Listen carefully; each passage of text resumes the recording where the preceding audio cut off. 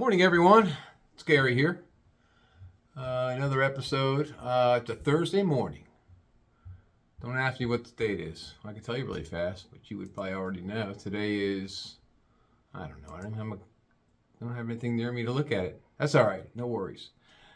Before I get started today, I want to let everybody know just a little bit of background about me as a person. I don't sugarcoat anything. I don't pull punches. I kind of tell it like it is, and I've always been like that. I don't have a filter, and this is something new. I'm doing. This is doing these videos and this podcast, if you will. It's just something brand new, and so I've been I'm going in with baby steps right now because I don't want to shock and awe anyone. But as months go by, you'll peel back more layers of me. The mask will come off, and you'll see how twisted I really am, and in a good way. In a good way. So today I want to start out by saying, I just want to get that off my chest. But today I want to start out by saying, I'm not from the Midwest. I'm originally from the Northeast, and I think I've discussed that before. I grew up in Connecticut and went to high school in Massachusetts, and at the end of November, generally right around Thanksgiving, between Thanksgiving and the beginning of April, we don't see the ground. It's covered by snow. And I grew up like that. I grew up knowing that it's going to snow and going to school and back from school and hanging out and doing stuff with my friends and my girlfriend in high school. It's snow. Snow is covered. The streets are by that time clear, but there's snow everywhere. It's fucking the blanket of snow in the Northeast. We got used to it. That's how we lived. I learned how to drive in the snow.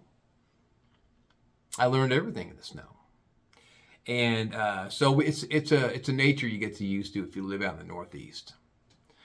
Which brings me to now the Midwest. I've been here in the Midwest since 1981. I moved here when I was 21 years old. Ohio doesn't get a lot of snow. Well, at least southern Ohio. I think up in Cleveland area near the lake, they get pounded. They get pounded by snow. They're right there near Canada. But in the Cincinnati area, no. I have not experienced a lot of snow here since I've been living here. Maybe there's been for the past almost 40 years. I might have seen a half a dozen times where it's been some accumulation where you had to dig out, but you were never crippled for more than 24 hours. In the Northeast, they're more apt to plow the roads. They have more salt. They have more trucks. They can handle it. But in Cincinnati, I mean, no more than 24 hours without being mobile to go somewhere else. So obviously you could hear we're going to talk a little bit about snow today. But before we get really into that, I think that I'm going to sidestep a little bit. That's what I do. I do random. I just talk random. But if everybody in America worked in a retail operation, whether it be a hardware retail, whether it be grocery retail, whether it be selling automotive parts, selling clothing, anything retail, if everyone worked in retail once for like 6 months, every single human being worked in retail for 6 months, there would be world peace. There would be national peace. To know what people in the trenches in retail deal with the general public. I'm telling you right now, it's interesting. It's a learning experience. It's eye-opening. So, which brings me to the subject at hand, snow. Now, we call it White Death. We knew it because, like, the news the night before we're at home, like, and the news stations are talking about snow coming into the region, blah, blah, blah, blah, blah. And if that's being transmitted at, let's say, 11 o'clock at night, you could bet your ass that the next morning, if you work in a retail store, you're getting pounded up the ass with shoppers. Pounded. Did I say up the ass? I think I did. Okay, you're getting pounded into the stratosphere by shoppers. If it's not nailed down or glued down, they're buying it. Eggs, milk, bread. Don't forget bananas. Don't forget plenty of chicken, dairy, chicken. You might need some Tums and stuff like that in case your stomach gets upset because you're all freaking out by the snow. Hardware stores are going to be blowing through, batteries for people that have generators. They're going to be blowing through anything, candles, a lot of batteries, stuff like that. I don't know about paint stores. I don't know about those. Clothing stores, I don't think so. But it's generally when you got a snow coming, the grocery stores get creamed. I mean, creamed. If it's not nailed down or glued down, it's going out in someone's cart. And people fucking flip out. And I'll tell you where it starts. It starts with the news stations. They love that shit. They have a group meeting 24 hours before the snow comes into the region. And the head producer goes, okay, everybody, gather around. We're going to call this thing the event. Don't call it snow coming into the region.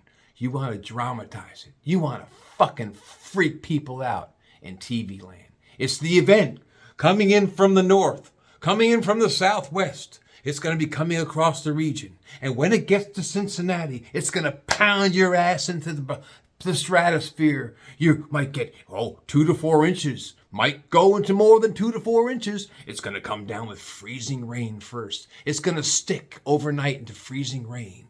And then once that freezing rain sticks to the frozen ground and becomes slick as shit, slick as snot, then the snow is going to come down upon the ground and land on top of it.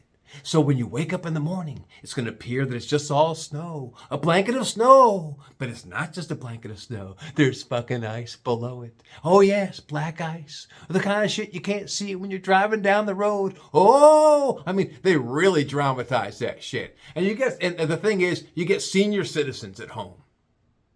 And mothers and fathers that have to care for a family at home. And they're fucking flipping out. They're going, oh my God, you serious? There's going to be a blanket of ice on the ground first, and then there's going to be snow on top of it while we're all sleeping in our beds at night. Oh my God. And we're going to wake up in the morning and what are we going to do? What are we going to do? That's what happens. And it starts with the news stations. It really does. It's just everywhere. The news stations, they get off on that drama shit. They freak people out. So you wake up the next day, and sure enough, there's snow on the ground, but it's not the kind of snow they're talking about. It's 2 to 4 inches and possibly more. You might get a dusting. You can tell by going outside, there's nothing on the ground. Actually, the sun's starting to come out. It's cold as shit, but the sun's starting to come out. And there's a little layer. There's a little layer, maybe a ½ inch of snow on the ground. What's underneath it? No ice. There's no ice.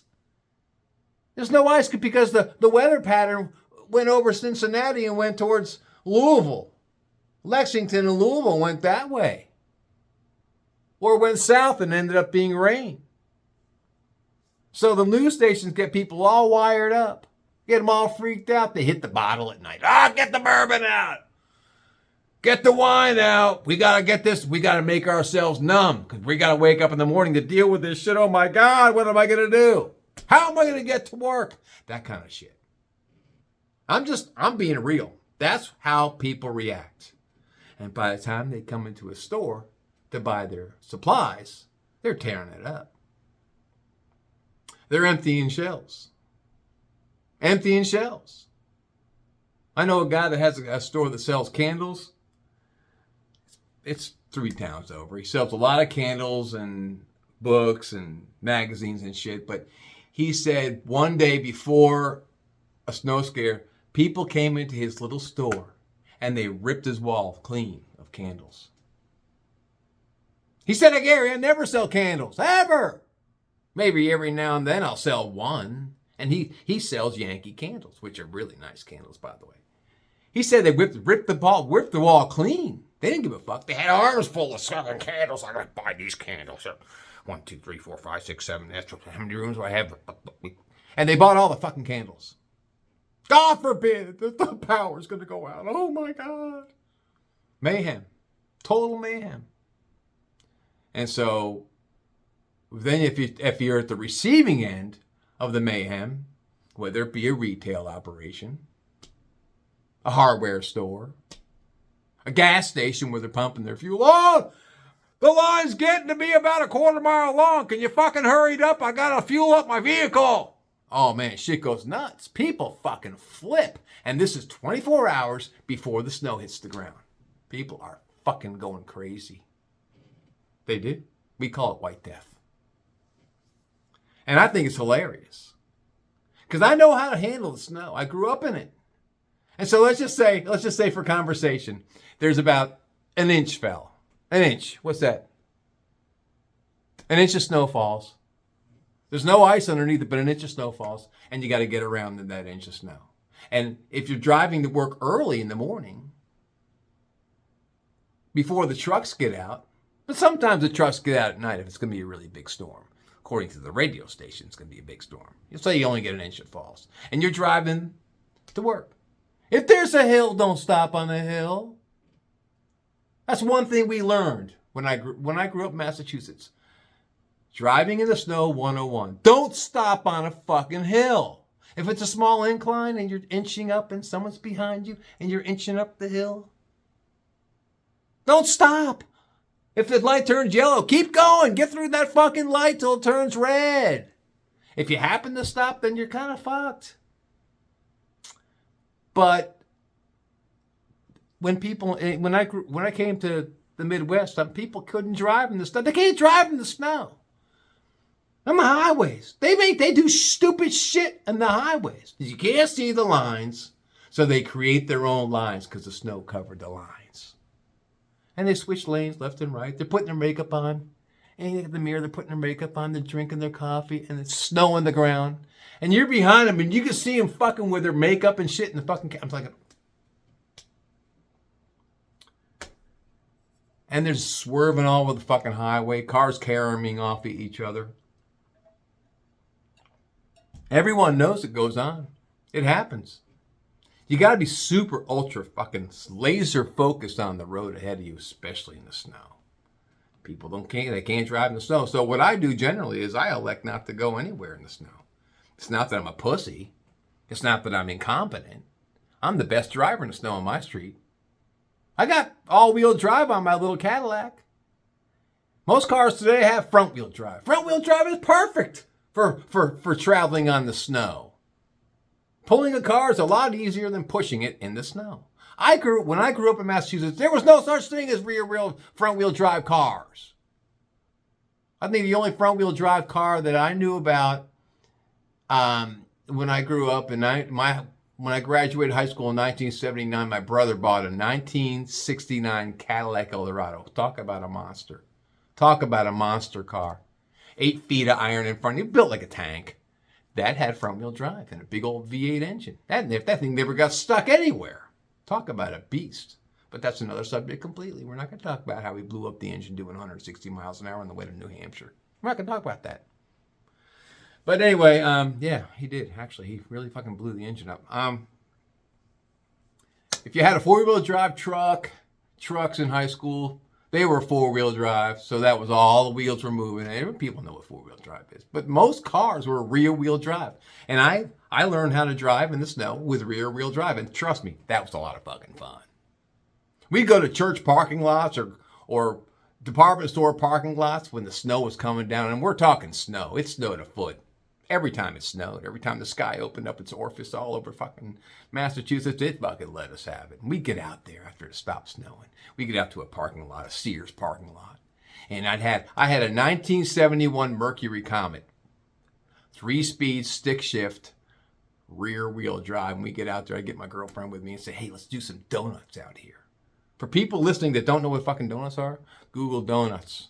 Go to YouTube and type in spinning out and donuts in snow. You get into the parking lot, you go speeding up, and then you turn the wheel and you hit the gas, and the car goes, woo, woo. The centrifugal force throws you around. My girlfriend's head is pinned to the ceiling. Woo, woo. It's fucking hilarious. We had a ball. smoke a little joint, pass it off to her, get stoned, and drive in circles. And it was not uncommon to be driving around town and seeing parking lots with big circles, giant circles, figure eights in parking lots, because you know someone else was already there. What do you think we did for fun? We didn't have the internet. We didn't have cell phones. We didn't have any of that shit. We didn't have social media. None of that shit. We had to create our own fucking fun. Oh, we did donuts in parking lots. That was a lot of fucking fun. We had a blast. Those were the good old days. But yeah, I'm glad I brought this up today because I was thinking about that last night. Like I said, generally I have my content rolling through my noodle in the morning. Well, last night I'm sitting, hanging out, drinking a cup of coffee, and I'm thinking, yeah, I could talk about snow. That's the biggest thing you can talk about in the Midwest, because fuckers don't get snow here and they talk like they do. Oh my God, we're gonna die. We're all gonna die. Help us, we're gonna die. But yeah, if everybody in America worked in retail for 6 months out of their lifetime, it'd be a happier place. It really would be a happier place, because then they would realize you don't have to be a douchebag. You don't have to be a douchebag in public. You can treat your people, treat your customer service people in all areas of businesses, not just grocery, every business. I've actually been to a Lowe's out here and been in line to get paint, and there's some douchebag in front of me. Well, I asked for this shade. This is the brown shade I wanted, and that's what I said in the picture. And the guy goes, we have a chart. You can take these swatches home and put it. I know what they want, those things. You're the expert. You should know. Just leveling the poor guy behind the counter. And you see this shit. Every now and then you see a douchebag pounding somebody at a Lowe's paint shop or home and garden center. I didn't want this kind of fence, God damn it. I wanted this kind of fence. Well, you didn't say that the first time, sir, when you came out to buy it. Well, I'm telling you now. You got to get a truck out to my property, get that shit and bring it back here. I need this kind of fence. And he's only communicating because his wife was giving a whole lot of shit when he brought the little fence home. Honey, I told you not to get that kind of fence. What did I tell you? Are you an imbecile? Are you stupid? Take that back to Lowe's right now and let them have it and get my fucking fence that I want back. It's a vicious cycle. It really is. Vicious fucking cycle. Anyway, that's what I got today. Wasn't a real long video, but I had to get it out there. I get so involved and so expressive when I talk about this shit, but I mean, you got to be real, right? All right, until the next time, I'll see you. You all have a fantastic weekend, and I'll catch up to you next Monday. Peace out. See ya.